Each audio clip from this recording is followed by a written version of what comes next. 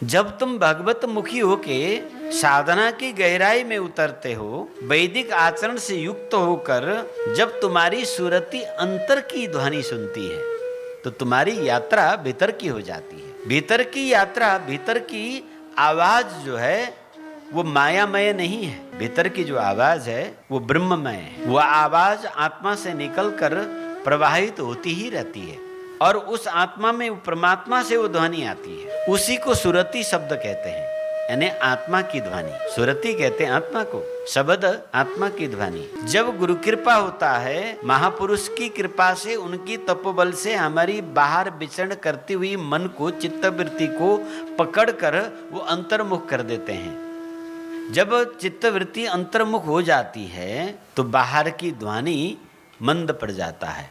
अब अंतर की ध्वनि उसको सुनाई देता है तो उस ध्वनि के तरफ वृत्ति दौड़ लगाती है।